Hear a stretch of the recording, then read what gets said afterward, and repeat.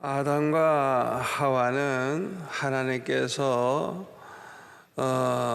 선악과를 먹지 마라, 이거 너 먹으면 정령 죽는다 말씀을 하셨음에도 불구하고 그 선악과를 따먹음으로써 저주를 받게 되었습니다. 그 저주는 우선 그 아담과 하와가 사는 그 땅에 저주가 임해가지고 그 정말 고생 안 하고 그냥 풍성한 그런 과일이 있고 먹고 살 수 있는 곳에서 이제는 쫓겨나가지고 이제 밭을 갈아야 되고 농사를 지어야 되고 땀을 흘려야 되고 먹고 사는 고생을 이제 하게 됐어요. 그리고 특별히 여자들은 해산의 고통이 아주 심해서 정말 참 죽음의 고비를 넘길 정도로 그렇게 이제 고난을 당하게 되었습니다. 이보다도 더 큰 저주가 뭐냐?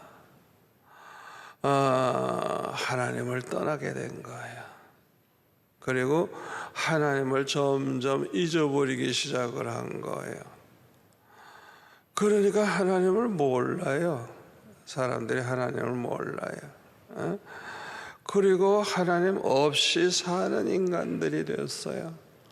결과적으로는 하나님의 심판을 받아가지고 다 멸망할 수밖에 없게 된 겁니다. 지금도 그렇습니다만은 여러분, 가장 큰 저주가 뭔지 알아요? 끝까지 예수 안 믿고 멸망당하는 거예요. 다른 고생은 다 해도 좋은데 예수 믿어 구원받게 되면 비록 이 세상에서는 고생했지만은 그 천국에 가서 영생복락을 누리면서 영원히 잘 살 수 있는데 예수를 안 믿는 거예요. 안 믿는 거예요. 기어코 안 믿고 그냥 그대로 죽어버리는 거예요. 이게 아주 참 저주라고 할 수가 있습니다. 사도 바울은 그 로마서 3장 10절에 보면 의인은 없나니 하나도 없다 그랬어요. 그리고 죄의 삭은 사망이라고 로마서 6장 23절에. 그래서 모든 인간은 죄값으로 모두가 다 멸망할 수밖에 없게 된 것입니다. 하나님께서 창조하신 인간, 하나님이 그렇게 참 한없이 축복하셔서 복을 받은 인간들이 다 그렇게 멸망을 하게 된다고 하면 우리 하나님의 마음이 얼마나 아프시겠어요? 그래서 우리 하나님은 이 세상을 사랑하사 독생자를 보내주시고 누구든지 저를 믿기만 하면 멸망하지 않고 영생을 얻게 해 주셨습니다. 독생자 예수님은 이 십자가에 못 박혀 죽으심으로 그의 백성들을 그들의 죄에서 구원하신 것입니다. 여기서 말하는 그의 백성은 하나님께서 창세전에 택한 백성들을 가리킵니다. 영생을 주시기로 하나님이 아예 작정한 그 사람들, 이런 사람들, 하나님 나라에서 영원히 함께 살, 하나님과 함께 살 사람들, 하나님이 창세전에 그들을 택하신 거예요. 이 천국 가도록 정해진 이 사람들이 죄가 있으니까 그 죄 문제를 해결해야 되잖아요. 그래서 예수님이 그들을 위해서 이 세상에 오신 거예요. 그들을 위해서 십자가에 못 박혀 죽으신 거예요. 그들의 죄값, 하나님의 택한 백성들의 죄값을 다 치르기 위해서 예수님이 대신 십자가를 지신 거예요. 그래서 이제 이들이 다 예수를 믿기만 하면 비록 죄가 많은 인간들이라고 할지라도 이제 멸망하지 않고 이제 영생을 얻게 되었습니다. 그런데 사람들 중에는 예수 믿고 구원받는 사람도 있지만은요, 끝까지 예수 믿지 않고 멸망하게 되는 사람도 있어요. 자, 그러면 누가 어떻게 예수를 믿게 되느냐? 한마디로 말하면 성령으로 말미암아 되는 거예요. 우리 인간 스스로는 하나님을 알 수가 없어요. 그런데 성령이 택한 백성들에게 예수 믿도록 만들어 주시는 거예요. 그래서 고린도전서 12장 3절에 보면은 성령으로 말미암지 않고는 아무라도 예수를 주시려 할 자가 없느니라. 여러분이 예수 믿게 된 거, 이렇게 예수 믿어서 믿음으로 사는 거, 여러분 안에 성령이 계셔서 그 성령으로 말미암아 예수를 믿고 구원을 받게 된 것입니다. 제일 복된 사람이 누구냐? 이 복음을 듣고 그냥 그 복음을 잘 받아들여서 믿음으로 구원받는 사람이에요. 그리고 헌금에 아주 인색해요. 선교하는 일에도 관심이 없고, 우리 성도들 중에 보면은 그냥 열심히 전도한다고 애쓰는데 전도할 생각도 안 하고, 구제도 안 하고, 무엇보다도 기도 생활을 안 해.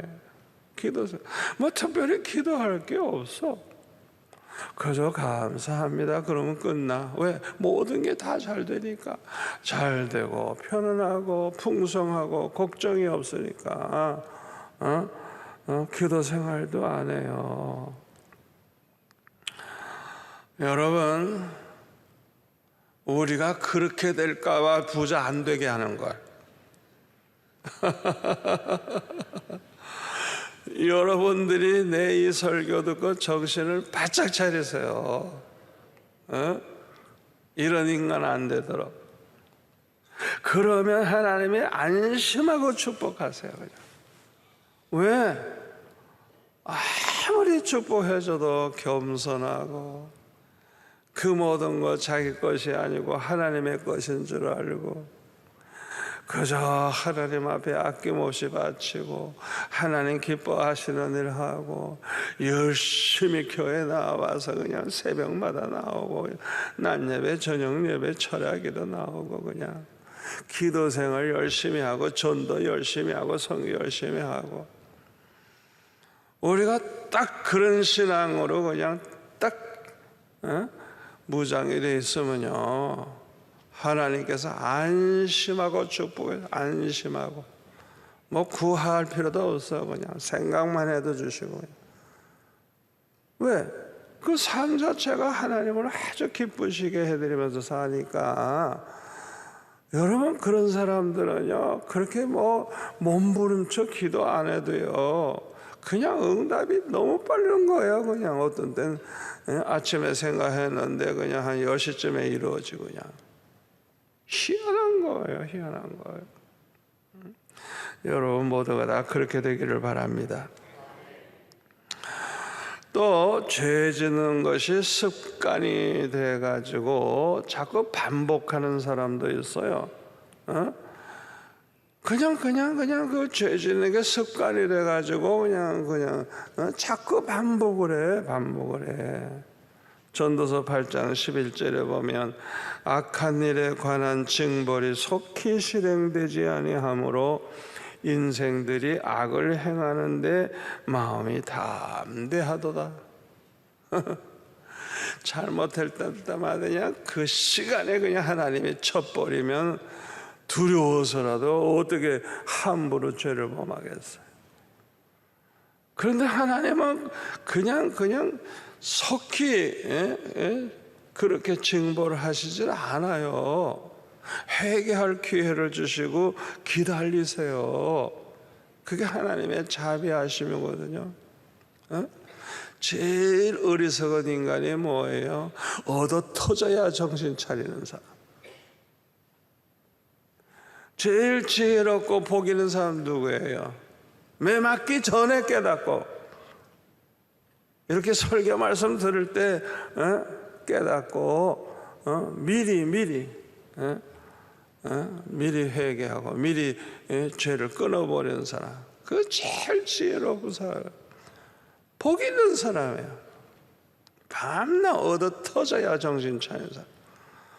아이고, 그냥 밤낮 상처투성이고 얻어 터진 그 매맞은 자리고, 얼마나 그냥 얻어 터지는지. 어떤 사람은 큰 죄를 범하면서도 그에게 임할 하나님의 진노가 얼마나 무섭다는 걸 모르고 계속 죄를 범하는 사람도 있습니다.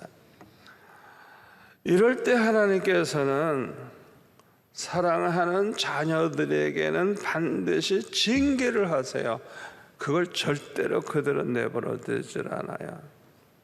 그래서 이 징계를 통해서 죄를 깨닫게 하시고 회개케 하시고 하나님 앞에 돌아오게 하십니다. 그래서 오늘 보면 10절에 보면 뭐라 그랬어요? 그들은 잠시 자기의 뜻대로 우리를 징계하였거니와 오직 하나님은 뭐라고 그랬어요? 우리의 유익을 위하여 그의 거룩하심에 참여하게 하시느니라. 하나님께서 사랑하는 자를 징계하시는데 유익하게 하기 위해서,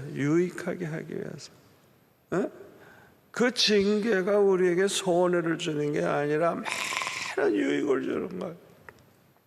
무엇보다도 하나님의 거룩하심에 참여케 하신다. 하나님의 그 거룩함을 이제 닮아가게 되는 것이죠. 징계는 고통스럽기 때문에 많은 사람들은 징계받기를 싫어합니다. 그리고 어떤 사람은 그 징계받을 때 그 고통을 이기지 못하고 낙심하는 사람도 있어요. 낙심을 해. 히브리서 12장 5절에 보면은 내 아들아 주의 징계하심을 경히 여기지 말며 꾸지람을 받을 때 낙심하지 마라. 하나님이 징계하실 때 그걸 가볍게 여기지 말라는 거예요. 그걸 또 하나는 뭐예요? 낙심하지 말라고. 낙심하지. 꾸지람을 들을 때 낙심하지 말라. 왜 꾸지람을 받을 때 낙심하지 말아야 되느냐? 첫 번째 이유는 하나님은 사랑하기 때문에 징계하시는 거예요. 아멘. 그러니까 하나님의 징계는 사랑이에요. 사랑. 그게 사랑하는 자에게 주시는 거예요. 히브리서 12장 6절에 보면 주께서 사랑하시는 자를 징계하시고 그가 받아들이시는 아들마다 채찍질 하심이라. 하나님께서 버린 자식이 아니야. 받아주시는, 영원히 천국에서 함께 살 하나님의 자녀들, 특별히 사랑하는 그들을 징계하신다. 그들을. 두 번째로 왜 낙심하지 말아야 되느냐? 우리의 유익을 위해서 징계하시기 때문에. 자, 어떤 유익이 있는 줄 알아요? 첫째는요, 하나님의 징계가 죄를 그치게 합니다. 자기가 죄 짓는 일을 안 해야 되겠다. 죄를 그치게 해요. 베드로전서 4장 1절에 보면 그리스도께서 이미 육체의 고난을 받으셨으니 너희도 같은 마음으로 갑옷을 삼으라. 이는 육체의 고난을 받은 자는 죄를 그쳤음이니. 자, 이 택함 받은 백성들은 왜 이렇게 징계를 통해서 의와 평강의 열매를 맺게 되느냐? 택한 백성의 특징이 뭐예요? 징계가 오면, 고난이 오면 어떻게 해요? 하나님 앞에 엎드려 기도하죠. 왜? 절대 주권을 가진 하나님이 나에게 이 어려움을 주셨다는 걸 알기 때문에 해결도 그 하나님이 해결해 주셔야 되는 거 아니에요? 그러니까 택함 받은 백성의 특징이 뭐예요? 징계가 오면 내가 정신 차려 기도해야 되겠다. 하나님 앞에 기도로 해결하려고 그러고, 죄가 깨달아지면 그냥 죄를 회개하고, 그래서 이 사람은 결국에는 의와 평강의 열매를 맺게 되는 것입니다. 택함 받은 자는 징계가 오면 반드시 회개를 해요. 회개. 택함 받은 백성의 특징은 회개를 해. 그래서 하나님을 아주 기쁘시게 해요. 누가복음 15장 7절에 뭐라고 했어요? 죄인 하나가 회개하고 돌아오면 하늘에서는 회개할 것 없는 의인 99으로 말미암아 기뻐하는 것보다 더하리라. 여러분, 회개하는 걸 하나님이 얼마나 기뻐하시는 줄 압니까? 우리가 죄 가운데 있을 때는 하나님이 마음 아파하시지만은 그 죄에서 돌이켜 회개하고 돌아올 때 얼마나 기뻐하시느냐. 죄인 하나가 회개하고 돌아올 때 하늘에서 회개할 것 없는 의인 99을 인해서 기뻐하시는 것보다 더 기뻐하신대. 더 기뻐하신대. 그렇게 기뻐하신대. 그래서 하나님은 회개하는 자를 기뻐하시고 그냥 회개하면 무조건 용서해줘. 무조건 용서해줘. 용서만 하시나요? 기억도 하지 아니하시고. 그리고 회개하는 자를 모든 불의에서 깨끗하게 해주십니다. 잃어버린 축복을 회복시켜 주세요.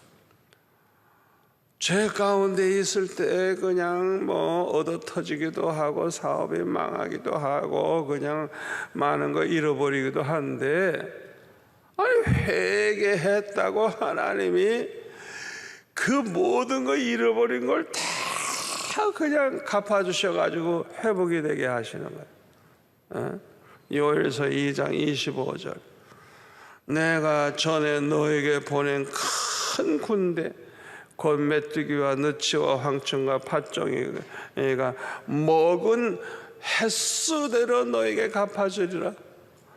이야, 이스라엘 백성들이 하나님 떠나가지고 사신우상 섬기고 그렇게 하다가 그냥 하나님의 메뚜기 재앙, 황충의 재앙, 그런 재앙으로 그냥 완전히 다 망했었는데, 회개하고 돌아오니까 그 모든 걸 갚아주시겠대요. 글쎄, 여러분 이 말씀을 믿으시기를 바랍니다. 그러니까 이 택함 받은 백성들이 회개함으로 이런 축복을 받게 되는 거예요. 다윗은 우리야 장군을 죽이고 그의 아내를 빼앗아서 자기 아내로 삼는 큰 죄를 범했습니다. 이때 나단 선지자가 다윗을 책망을 하죠. 못된 인간이 가난한 사람 하나 사랑하게 지키는 어린 양 그걸 빼앗아서 다른 사람 대접하는 일에 썼다고 그런 말을 하니까 얼마나 다윗이 그냥 화를 내면서 이런 인간은 4배나 갚아야 된다고 하면서 그냥 뭐 굉장히 분노했는데 나단 선지자가 뭐라 그래요? 당신이 바로 그 사람이라고. 당신이 바로 그런 사람이라고. 하나님이 당신에게 얼마나 많은 걸 주시고 축복했느냐 이거야. 모자랐다면, 부족했다면 이것저것 더 주셨을 것이다. 그런데 어찌해서 하나님 말씀 업신여기고 그렇게 악을 행했느냐고. 칼로 햇사람 우리아를 치되 암몬 자손의 칼로 죽이고 그의 아내를 빼앗아 네 아내로 삼았도다. 이제 내가 나를 업신여기고 햇사람 우리아의 아내를 빼앗아 네 아내로 삼았은즉 칼이 내 집에서 영원토록 떠나지 아니하리라. 이야, 참 무서운 일이죠. 그 말대로 되잖아요. 암논이라고 하는 아들이 압살롬의 여동생 다마를 강제로 겁탈을 하고 이런 죄를 범하고, 그러니까 그냥 이 압살롬이 그냥 이를 갈다가 그냥 결국에는 이 암논을 죽여버리죠. 그러니까 이 자녀들이 그냥 서로 죽이는 일이 막 생기는 거예요. 죄를 짓고. 그래서 그 집안이 그런 사건이 자꾸 생기는 거예요. 이 나단 선지자가 한 말은 참 두렵고 떨리는 말씀입니다. 이때 다윗은요 참 겸손해요. 그 자리에서 뭐 지체하지 않아. 그냥 나단 선지자가 하나님 말씀 전하면서 책망할 때 그 자리에서 내가 죄를 범했다고, 하나님 앞에 죄를 범했다고 자기 죄를 인정하면서 겸손히 회개를 했어요. 그랬더니 하나님께서도 그 죄를 사해 주셨다고 말씀했어요. 다윗은 진심으로 회개를 했고 또 죄사함을 받았어요. 그러나 다윗에게 많은 고난이 올 걸 말씀하고 있어요. 아니 왜 죄를 사해 주셨는데도 많은 고난을 당하게 하셨을까? 그 이유를 우리가 알아야 돼요. 여러분, 우리가 한번 어떻게 죄를 범하는 것보다 타락된 죄악의 근성이 우리 속에 남아있는 게 이게 더 큰 문제예요. 더 큰 문제예요. 그 인간 자체가 아주 그냥 그 타락의 근성이 있어. 여러분, 이 타락의 근성, 이 죄악된 근성, 요게 없어지지 아니하면요 결국은 또 죄를 범하고 또 죄를 범하고 회개했다가 또 죄를 범하고. 그러니까 다윗이 회개는 했지만은 그 근성은 남아 있어요 아직. 그러니까 용서했다고 그래서 그냥 두시는 게 아니라 많은 징계를 하셔요. 징계. 고난을 통해서 이 나쁜 근성이 없어지도록 다윗을 사랑하시는 하나님이 여러 가지 방법으로 징계를 하신 것입니다. 다윗이 이렇게 많은 고난을 당할 때 그 고난이 굉장히 컸을 거예요. 그러나 이 징계를 통해서 아픔은 되지만은 성경을 보면 다윗은 점점 더 겸손해지고 점점 더 거룩해지고 정말 하나님이 보실 때 거룩한 자로 변화되는 걸 볼 수가 있어요. 압살롬이 반란을 일으켜가지고 다윗이 이제 신하들과 함께 도망을 갈 때 사무엘하 16장에 보면 그 사울의 그 친족 중에 시므이라고 하는 사람이 막 따라오면서 돌을 던지면서 저주 악담을 합니다. 피 흘린 자여 사악한 자여 가거라 가거라. 사울의 족속의 모든 피를 여호와께서 내게로 돌리셨도다. 그를 이어서 내가 왕이 되었으나 여호와께서 나라를 내 아들 압살롬의 손에 넘기셨도다. 보라, 너는 피를 흘린 자이므로 화를 자초하였느니라 하면서 그냥 막 저주 악담을 하는 거예요.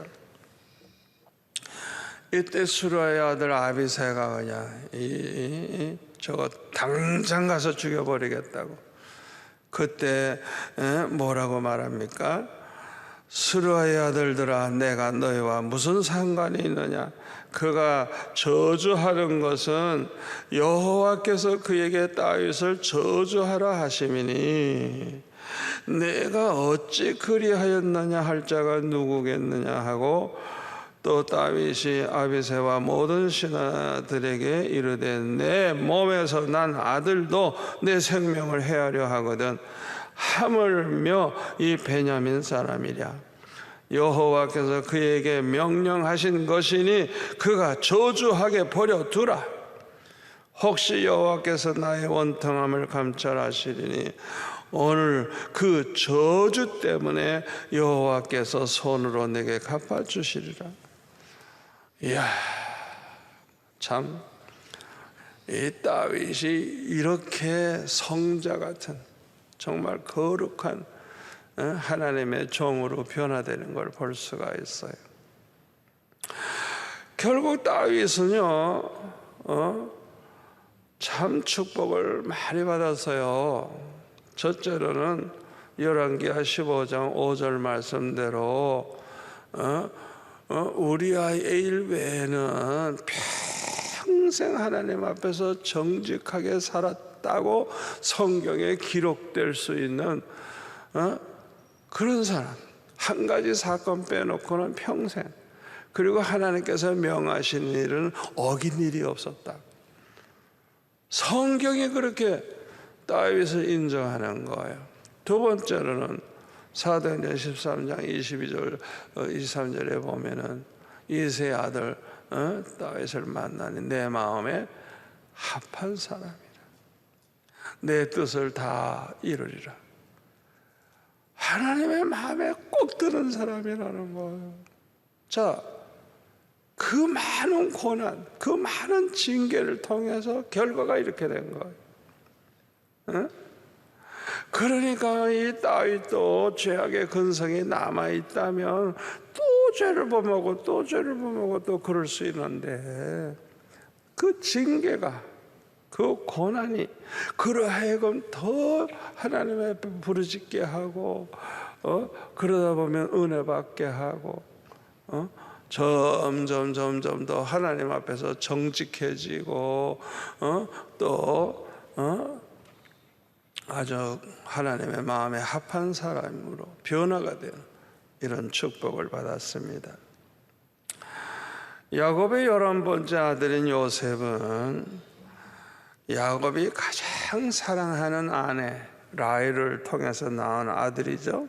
그러니까 이 야곱이 그냥 이 늦게 얻은 이 아들을 얼마나 사랑했는지, 그냥 요셉은 어렸을 때보다 채색 옷을 지어 입혀가지고 그냥, 아니 그 아들들이 그렇게 많은데 이 요셉을 특별히 그렇게 사랑하는 거예요.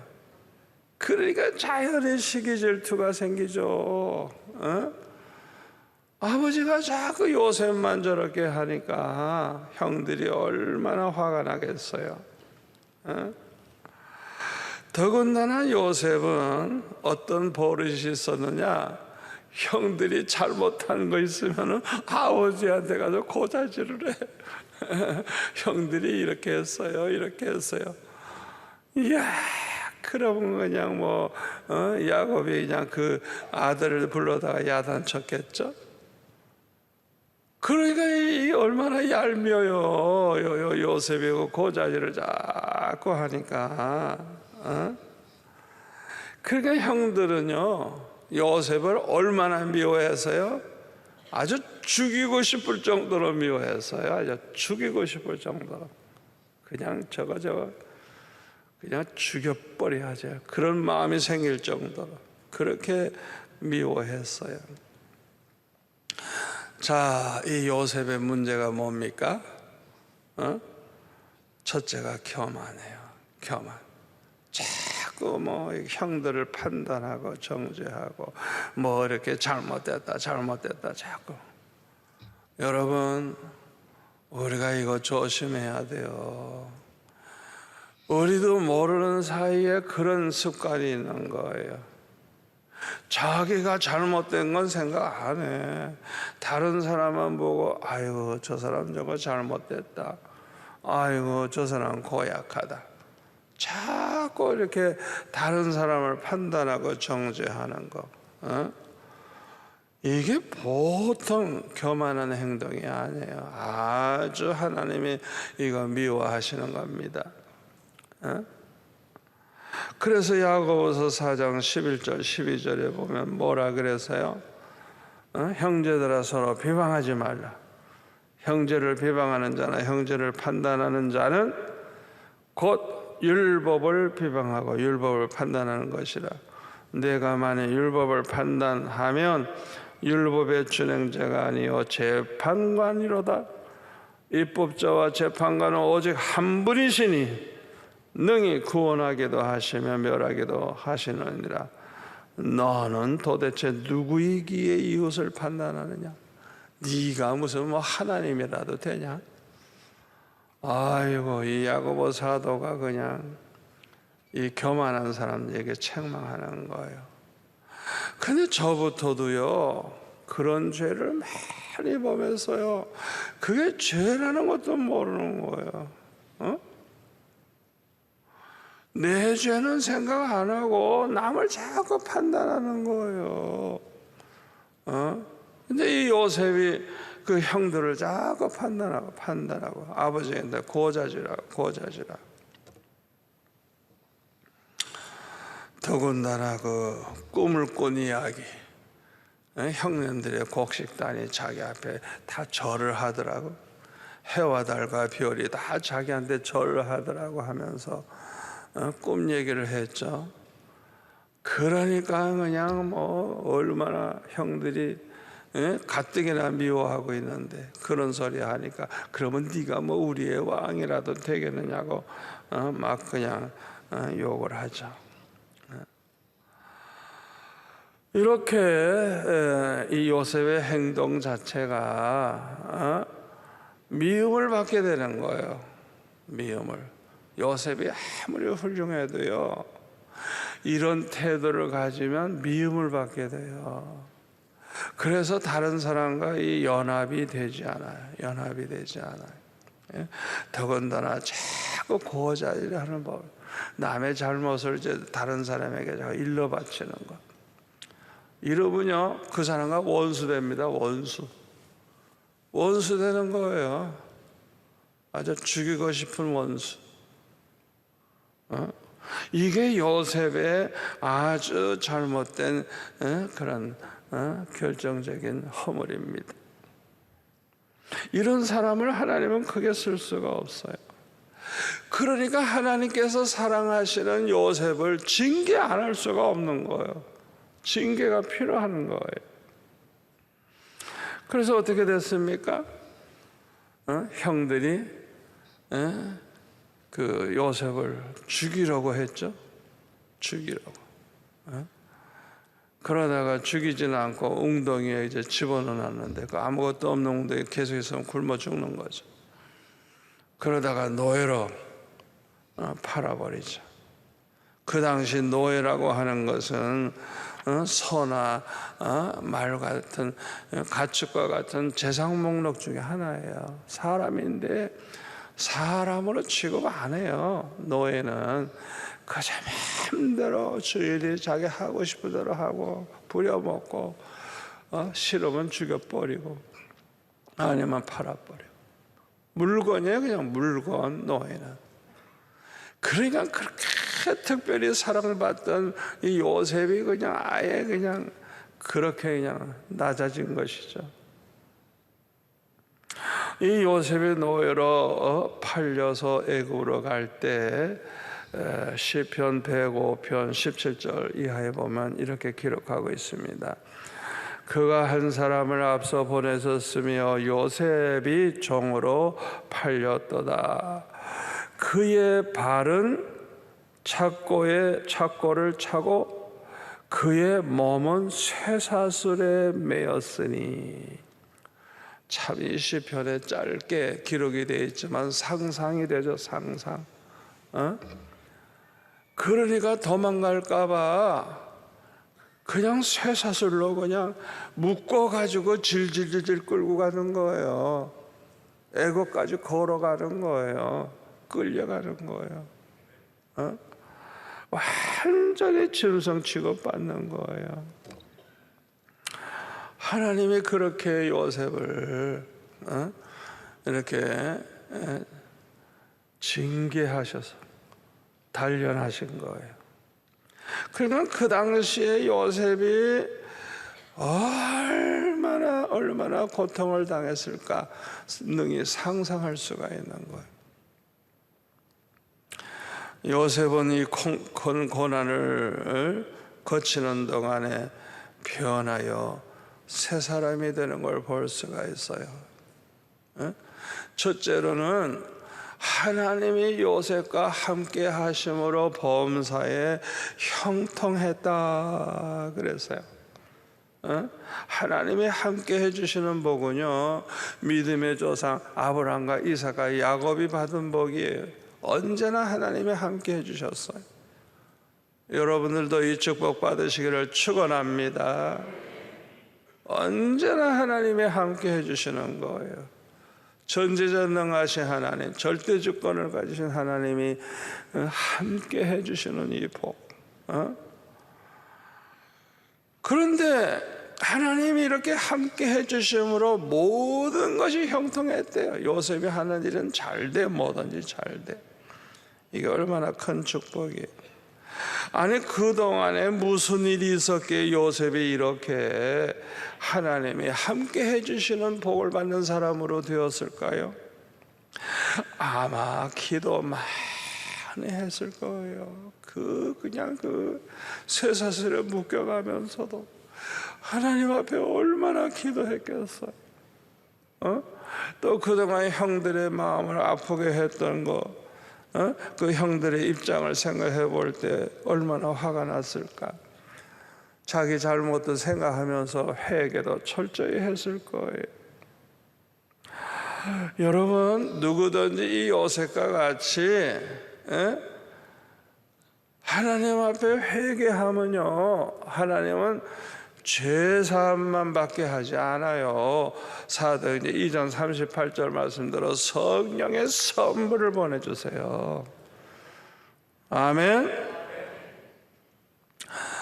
요셉은 자기 자신만 복받은 게 아니에요. 요셉 때문에 보디발의 집이 복을 받고요, 또 그 보디발의 아내 유혹을 뿌리치고 억울하게 감옥에 들어가게 됐을 때도 거기 그렇게 말씀해요. 하나님이 함께 해주셔서 모든 게 형통케 하셨다고. 더군다나 그 감옥에 갔기 때문에 애굽의 총리가 되잖아요. 모든 것이 전화위복이 되는 거예요. 모든 것이 합력하여 선을 이루게 되는 거예요. 아멘. 그래서 요셉 때문에 이스라엘 민족이 고센 땅에서 번창해가지고 그냥 몇백만 명으로 늘어나 버리잖아요. 큰 민족으로 그렇게 축복을 받죠. 또 이 요셉이 어떻게 변화가 됐냐? 그 형들과 보디발의 아내 무조건 용서하는 거예요. 무조건. 성경에 보면 뭐 그거 보복하고 어쩌고 과거 문제 하나도 안 달아요. 무조건 용서하는 거, 이거 대단한 겁니다. 요셉이 이렇게 훌륭한 사람으로 변화가 됐어요. 또 이 요셉은 하나님의 절대 주권을 믿는 사람이었습니다. 창세기 45장 5절부터 보면은 당신들이 나를 이곳에 팔았다고 해서 근심하지 마소서, 한탄하지 마소서. 하나님의 생명을 구원하시려고 나를 당신들보다 먼저 보내셨나이다. 이 땅에 2년 동안 흉년이 들었으나 아직 5년은 밭갈이도 못하고 추수도 못할지라 하나님이 큰 구원으로 당신들의 생명을 보존하고 당신들의 후손을 세상에 두시려고 나를 당신들보다 먼저 보내셨나니 그런즉 나를 이리로 보내니는 당신들이 아니요 하나님이시라.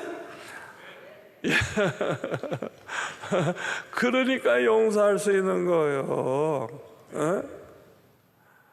절대 주권을 가지신 하나님이 허락하지 않으면 공중에 나는 참새 한 마리도 절대 안 떨어진다 그랬잖아요. 하나님이 허락지 아니하면 우리 머리털 하나라도 상하게 할 자가 없는 거예요. 자, 그렇다면 문제가 생겼을 때는 항상 절대 주권을 가지신 그 하나님을 바라봐야죠. 기도도 그렇게 해야 돼요. 주님, 왜 이러십니까?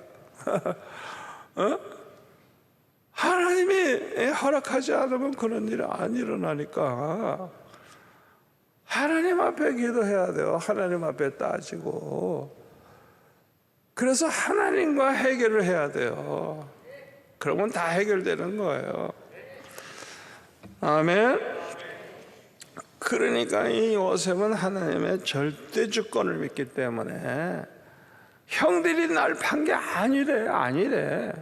팔아버렸는데 하나님이 날 보내셨다는 거예요. 이야, 참 이 믿음 대단하죠. 또 요셉은 로마서 8장 28절 말씀대로 하나님을 사랑한 자 그 뜻대로 부르심을 본 자들에게 모든 것이 합력해 선을 이룬다는 그런 믿음을 가지고 있었습니다. 그래서 창세기 50장 20절에 보면 당신들은 나를 해하려 하였으나 하나님은 그것을 선으로 바꾸사 오늘과 같이 많은 백성의 생명을 구원하게 하시려 하셨나니 당신은 두려워하지 마소서. 내가 당신들과 당신들의 자녀를 기르리이다 하고 그들을 간곡한 말로 위로하였도다. 참 하나님께서 모든 게 다 축복으로 그렇게 바꿔주신 것입니다. 특히 하나님께서 크게 쓰시려고 하는 사람들은요, 큰 고난과 시험을 당하게 해요. 우리가 그거 알아야 돼요. 하나님께서 귀하게 쓰실 사람일수록 징계를 세게 하신다고요. 아주 세게. 여러분, 그냥 환난과 시험이 너무 많으면 낙심하지 마세요. 낙심하지 마세요. 고린도전서 10장 13절에 보면 사람이 감당할 시험 밖에는 너희가 당한 것이 없나니. 우리가 감당할 수 있는 시험만 하나님이 허락하신다는 거예요. 그러니까 센 그런 환난이 오고 시험이 왔다면 그만큼 내가 강한 거예요. 그만큼 내 믿음의 수준이 높은 거예요. 여러분, 감당하지 못할 시험 없다는 거 믿으세요? 여러분에게 너무너무 절망적인 사건이 왔을 때 낙심하지 마세요. 내 믿음이 그만큼 좋기 때문에 그걸 감당할 수 있기 때문에 하나님이 허락하셨지, 감당치 못할 시험 당하면 허락지 아니하신다 그랬어요. 그리고 시험 당할 때 반드시 피할 길을 주신다 그랬어요. 아멘. 우리가 이런 믿음을 가져야 됩니다. 하나님의 택한 백성은요, 징계를 통해서 거룩해지고 징계를 통해서 축복을 받지만 불택자는 안 그래요. 징계를 받으면 원망, 불평, 하나님 원망하고 사람 원망하고 그냥 이를 뿌득뿌득 깔고 그냥 사람이 더 강박해지고 악해져요. 그래서 멸망을 하는 거예요. 똑같이 고생한 형제가 말이에요. 하나는 그 고생하는 가운데 아주 그냥 은혜 받고 그냥 좋아지는데, 하나는 그냥 아주 너무 악질이 돼버리는 거예요. 택자와 불택자가 그렇게 달라지는 거예요. 여러분들은 택한 백성들인 줄 믿습니다. 여러분들은 모든 징계가 축복이 되는 성도가 되시기를 바랍니다. 앞으로 어떤 고난이 와도 어떤 어려움이 와도 그것으로 말미암아 더 거룩해지고 더 귀한 일꾼이 되고 더 큰 축복을 받으시기를 축원합니다.